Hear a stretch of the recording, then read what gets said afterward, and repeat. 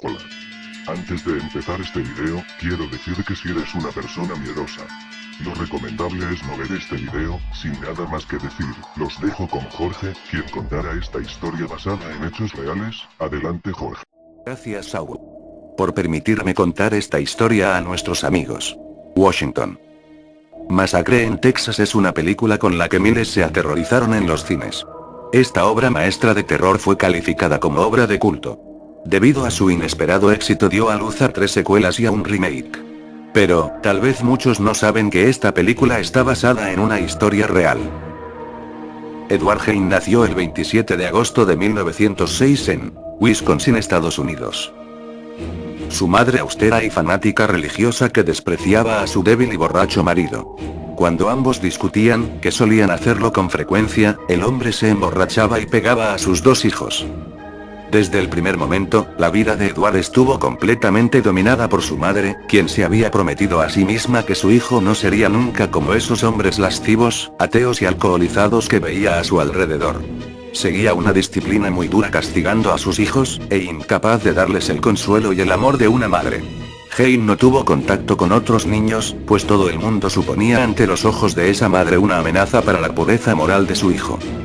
Mientras el padre gastaba todo su dinero en la taberna del pueblo, contrariamente a lo que años después pudiera parecer, Hein sentía una gran aversión por la sangre y las matanzas o sacrificios de animales, actividades por otro lado típicas en pueblos dedicados a la ganadería.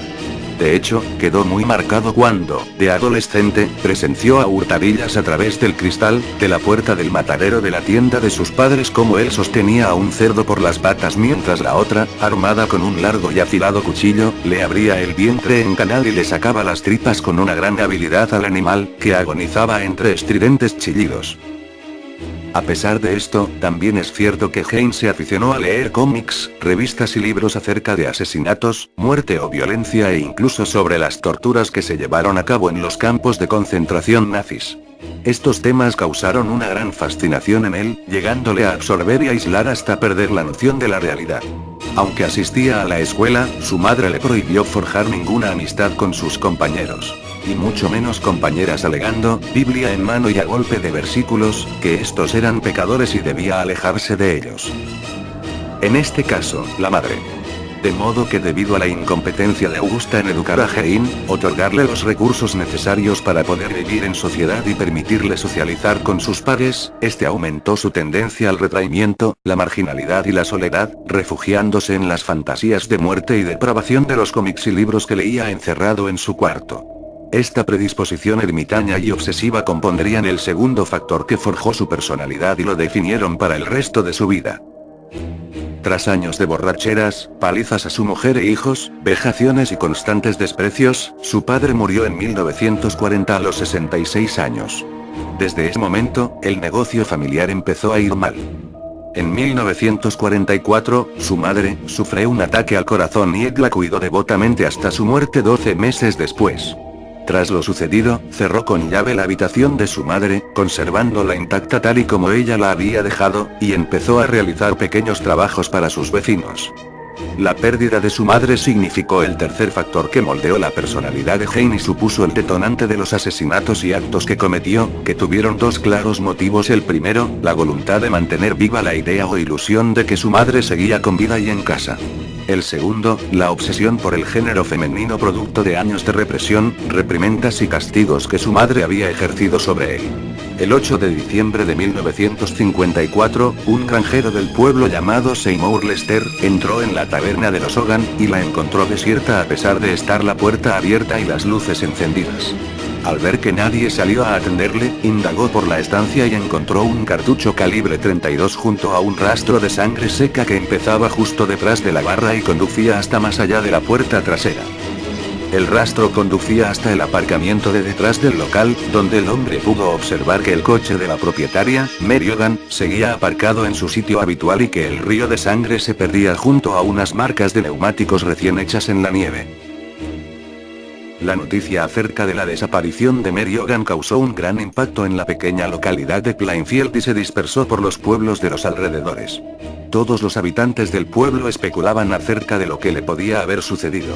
El 16 de noviembre de 1957, cuando el caso de Mary Hogan ya empezaba a quedar en el olvido, Jane asesinó a la dueña de una ferretería, Bernice Warden, disparándole un tiro en la cabeza con un rifle de caza.